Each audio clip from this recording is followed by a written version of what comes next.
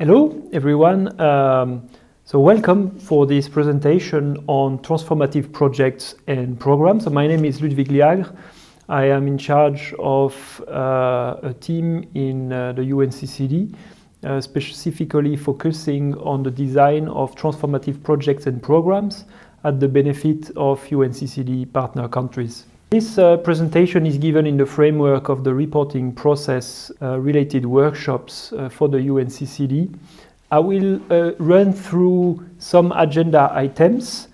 First, to build the link on the TPP, these transformative projects and programs, and the reporting process of the UNCCD to show you that it's not two separate processes. Then we'll talk about the approach of transformative projects and programs design. We're going to discuss how to source and originate relevant project ideas. We're going to discuss different funding sources that exist, as well as different types of design and implementation partners that are very important. And we're going to discuss as well the potential role that the global mechanism could play to support the design of transformative projects and programs. Finally, I will give you some examples of transformative projects that already exist and that we can take as a source of inspiration for our work.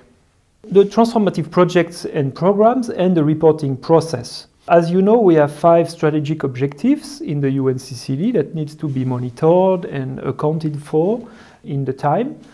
These projects that we are designing will directly contribute to the achievement of these strategic objectives. For example, for the strategic objective 1, the projects we are proposing to design are all addressing LDN targets and proposing LDN measures to be implemented.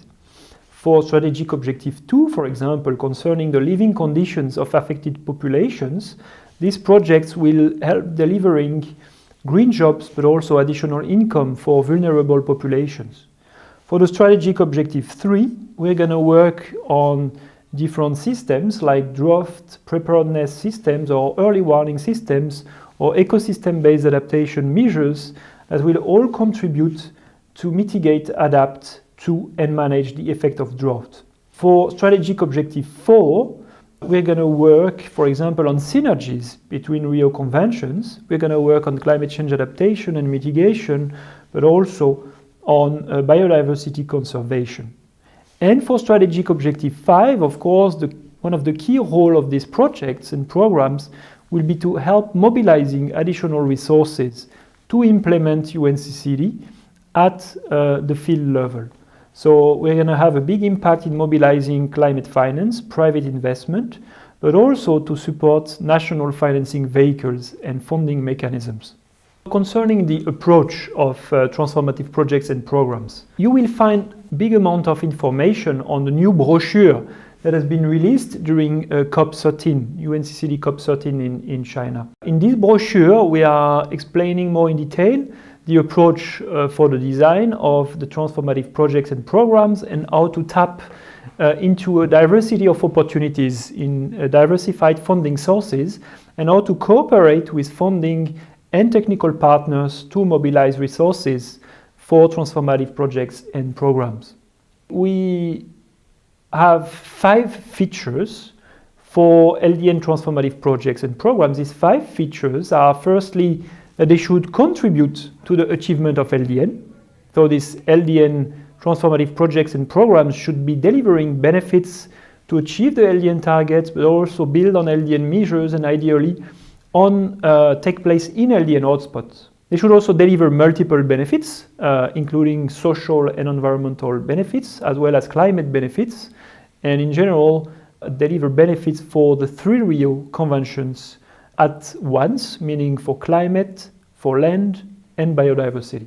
This project should scale up what works, so build on innovative approaches at local level. They should be upscaling good practices in the framework of larger projects. This project should be also enhancing national capacities, so build really on national institutions and local institutions. And this project could be used to empower national governments and local governments to manage the projects and design further projects. These projects should also leverage financing, including private sector finance, so they would be tools to catalyze private sector, but also climate finance, as well as other types of finance, which can be biodiversity finance, public funding, which can be donor finance, bilateral funds, which can be also through national financing vehicles, etc. The scope of LDN transformative project is very specific. These projects should ideally be national or subnational projects. So rather avoiding the regional approaches to ensure more impacts in concrete implementation, either at the subnational level, provincial, watershed level, or at the national level at large. Of course, some regional initiatives could be meaningful and will be opened to support regional projects. For example, transboundary projects that may address similar issues between two countries or more, with a focus on tangible LDN implementation and LDN long-term impacts. These transformative projects should bring long-lasting impacts, so they should bring impacts that will last even beyond project termination, and they should support national and local ownership through a good results appropriation. We suggest to have a minimum funding size of $5 million as a core funding of the project to ensure enough resources for tangible impacts, even though an ideal size of the project could be around $30 million, which corresponds to significant size for example, a GCF project or for LDN fund investment. We suggest also to have systematically in these projects an investment component that will foster additional local incomes and the creation of jobs while leveraging and supporting the private sector. We also suggest that these projects, large projects, would associate several technical and financial partners through alliances of partners which could then engage in synergetic operation at large scale. In a nutshell, these transformative projects and programs would be composed, of course, of one good project ID, addressing one or several funding sources,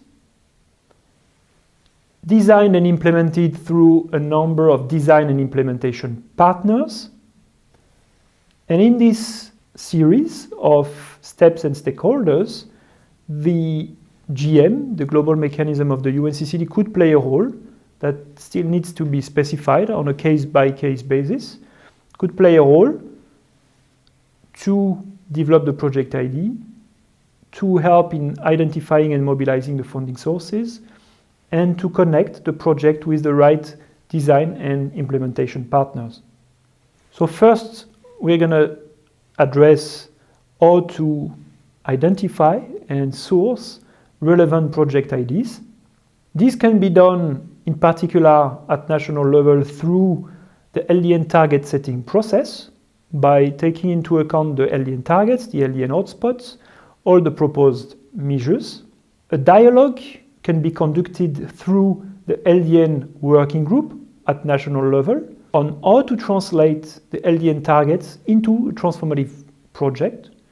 So the national dialogue will also help to take stock of ongoing initiatives and to consider the necessity of additional new projects that could address relevantly the features of the LDN transformative project. So all this is, of course, a national responsibility, should be conducted with strong national ownership, and ideally should be also consulted and concerted with the 3 Rio Convention's national focal points, so not only UNCCD, but also the CBD and the UNFCCC focal points, as well as with representatives from different relevant sectors. At the end of this process, once a project ID has been identified, it is very meaningful to start consulting and discussing this project ID with funding sources and design and implementation partners, which will help in materializing a concrete ID that will be mobilizing the resources required and the expertise required for implementation. Coming back to these synergies between Rio Conventions, it is for us very important to help countries to originate their project IDs in the existing documents and strategies in particular the NDCs, the nationally determined contributions under the UNFCCC, but also the National Biodiversity Strategy and Action Plans, the NBSAPs, focusing on the Aichi targets under the CBD, but also considering the LDN targets under the UNCCD, a target setting exercise. And a number of thematics already emerge at the synergies between the Rio Conventions. For example, REDD+ and LULUCF implementation, climate smart agriculture, ecosystem-based adaptation, conservation projects, national parks development, Nagoya Protocol implementation, payments for ecosystem services, forest and landscape restoration, wetlands conservation and rehabilitation, among other types of thematics that already make the synergies between the three Rio Conventions. Now we are going to discuss about the funding sources and the design and implementation partners which are necessary to build and further implement and finance these projects. For the funding sources, there are a number of them which can be relevant. We have started to work in priority with the Green Climate Fund, with the Adaptation Fund, with the Global Environmental Facility, and also with the LDN Fund, which is run by Mirova, the sustainable banking sister company of Natixis. But there are also a number of other funding sources which are very relevant that we're going to engage more and more with, including the IDA 18 of the World Bank, but also multilateral development banks like the African Development Bank, the Inter-American Development Bank, the ASEAN Development Bank, the European Investment Bank, etc. International Development Finance Club members like the AFD, the French Development Agency, or the KfW, the West African Development Bank, etc. But also a number of bilateral technical cooperation partners. We have already good processes going on with the GIZ. We also would like to engage more with others like BTC or SNV, etc. And there are also a number of private impact funds which could play a role. Just to name a few, the Moringa Partnership, the Permian Global Fund, the Altalia Climate Fund, etc. could be mobilized. Further, national financing and investment vehicles are considered as very important in alignment with the Financing for Development agenda that was discussed during the Addis Ababa conference on sustainable finance for development. These national financing vehicles will also be part of the GM support. Concerning funding sources identification, it's very important to look at the risk-return profiles of the project. Depending on the types of risks and the types of returns that the projects will bear, different types of funding sources could be mobilized. We know, for example, that the more land is degraded, the less it's interesting for private sector investors. So in this case, more public type of funding could be mobilized. In less degraded landscape with less risks, there we could imagine the intervention at short term of private sector investors. So it is a simplistic view, but it gives you already a flair of how to combine and play with different funding sources depending on the degradation level and the risk level of the project. Then another consideration is about the types of returns that the project would bring. If it brings more financial returns, there it would be a project more interesting for private sources. If it brings more environmental and social returns, there it's going to be more interesting for public funding sources, for example, or NGO types of funding. While having discussed funding sources, it's at the same time important to discuss who is going to design and implement the projects. And oftentimes it's very much related to the types of funding source that you're going to target. Because today, many institutions and technical organizations are accredited implementing partners to some of the funding source I was presenting before. So it will be quite important, depending on the funding sources to be targeted, to already identify early on which technical organizations or financial partners to engage with to be able to mobilize the funds and design and implement the project. For example, there is a number of national institutions which are accredited to these funds. I'm going to come back later to these ones. There are also regional institutions which are regional accredited entities of the Green Climate Fund, for example, or regional implementing entities of the Adaptation Fund. Some of them are, for example, the West African Development Bank, or the Caribbean Development Bank, or the Latin American Development Bank. Those who may play a role in mobilizing resources and designing and implementing projects. We have, for example, now a very good partnership with BOAD, which we are going to further develop and implement through joint actions, for example, in Burkina Faso. International institutions can also be directly accredited to these funds, for example, through international accredited entities of the Green Climate Fund or international implementing entities of the Adaptation Fund. There you have a list of some of the main ones, but there are others, and you know already most of them, like FAO, UNEP, ASEAN Development Bank, EIB, IUCN, IFAD, UNDP, just to name a few. They can directly access funds from the GCF or, for some of them, of the Adaptation Fund. I'd like to focus now on national entities, because if we want to create national ownership, as I was mentioning as one of the key features for Transformative project, if we want to foster national ownership in these projects, it's very important to work with national institutions in priority. So when it's possible, we'll work in priority with the national accredited entities of the Green Climate Fund, 21 already accredited entities at national level. But we're going to try also to work with the national implementing entities of the Adaptation Fund, 27 are already implementing entities, or with the national GEF agencies. There is one in Brazil, China, and another one in South Africa, for example. Some examples of these institutions include, for example, in some of the countries where we are working already, the Centre de Suivi Écologique in Senegal, the Agence pour le Développement Agricole in Morocco, it can be also the Ministry of Natural Resources, Minirena of Rwanda, or the Peruvian Trust Fund for National Parks and Protected Areas. There is a number of those which you can find dated list directly on the Adaptation Fund or Green Climate Fund or GEF websites. It will be very important when engaging in a country to look if there is already this type of institution that could be a good entry point for quick access and mobilization of resources for LDN implementation. So in all this panorama, we can ask ourselves, what could be the role of the GM, of the UNCCD, and its added value to support countries in designing projects? The first role would be a light role of connecting. First, connecting the good project ideas with the funding sources and the design and implementation partners. Then it could be an advisor role to promote the project ID, develop the project ID following the standards and the criteria of the funding sources. Advising role to select the design and implementation partners and then engage with the funding source and the design and implementation partners to develop the full project proposal.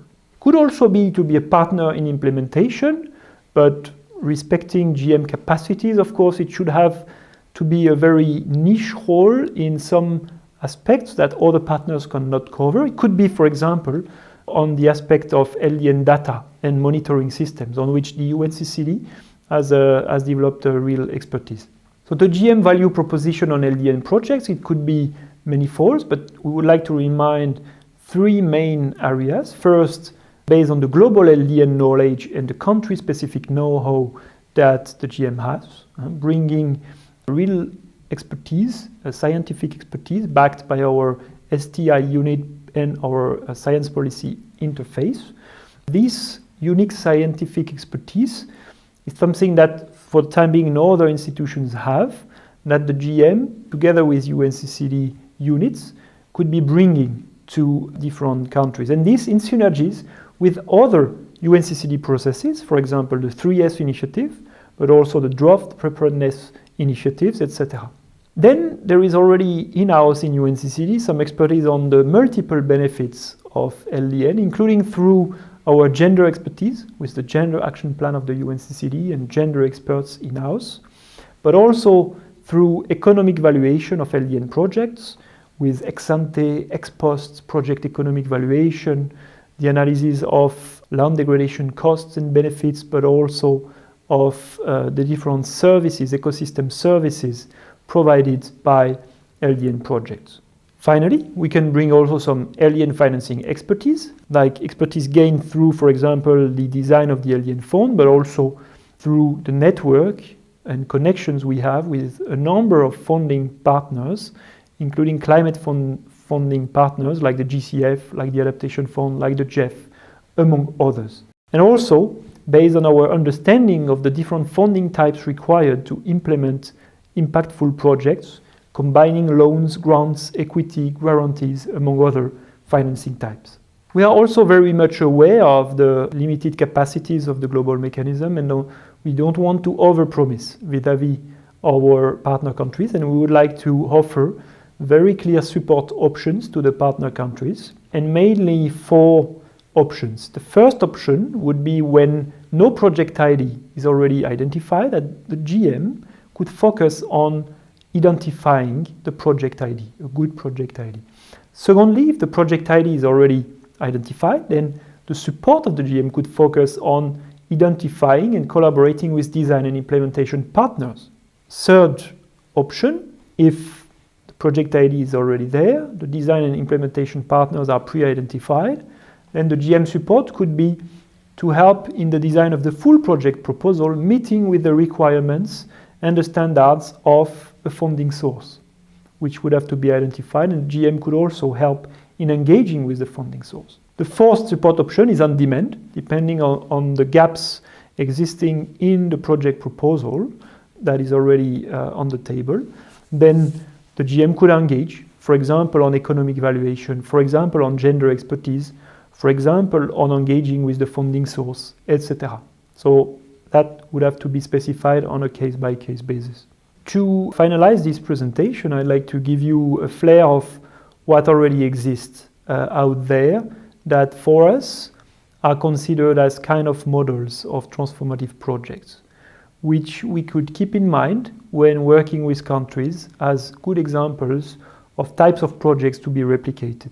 So for example, in Costa Rica, there has been a great initiative by the state of Costa Rica to design a payments for ecosystem services through a national forestry fund, which is called the FONAFIFO. And this FONAFIFO, through this national forestry fund, has been mobilizing more than $280 million since 1997 through different sources, including national sources through a fuel tax and a water tariff. But it has been also complemented by GEF funds, by World Bank loans, by KfW support, and CSR, corporate social responsibility support as well. That represents now the CSR support up to 10% of the capitalization of the FONAFIFO. This mechanism has been used to provide incentive to smallholders to restore degraded forests and to maintain landscape quality and beauty in the Costa Rican ecosystems.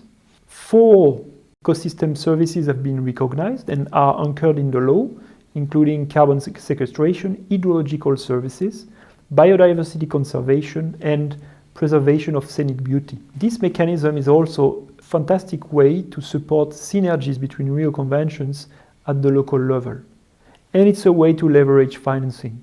And it's really owned by the state, so the national ownership is very strong. In this way, given these features of transformative project, it is an interesting example that we would like to take in mind when advising other governments and countries. Another good example is in Madagascar, with a project that has been validated recently by the Green Climate Fund. This project on sustainable landscapes aims at implementing the REDD+ strategy, some elements of the REDD+ strategy in Madagascar.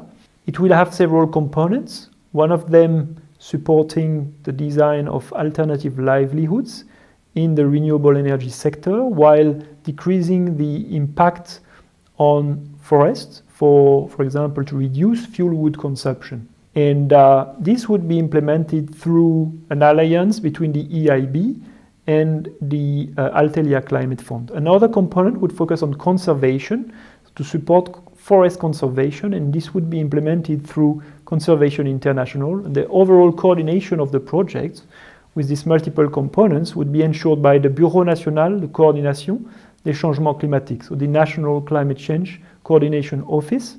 The project would impact almost 500,000 beneficiaries, and the overall financing for this project is around $70 million. So you see a large-scale project with different components, complementary, conservation and sustainable value chains with a number of beneficiaries which will be more resilient to the impact of climate change. In Indonesia, there is also an interesting project being developed with the support of the LDN Fund. This project focuses on reforestation and sustainable rubber planting. So this project typically will be a project where additional revenues will be created for local population, additional jobs. It will be combined also with work on biocorridor and conservation activities. So also a mix of value chain and investment components together with conservation components. So there also the synergies between Rio Conventions are well addressed. It will also scale up some good practices, and it will be a way to leverage different types of financing, including in this case from the Michelin Group, but also the Barreto Pacific Group and WWF in a large-scale project that is planned to deliver at least 16,000 direct jobs.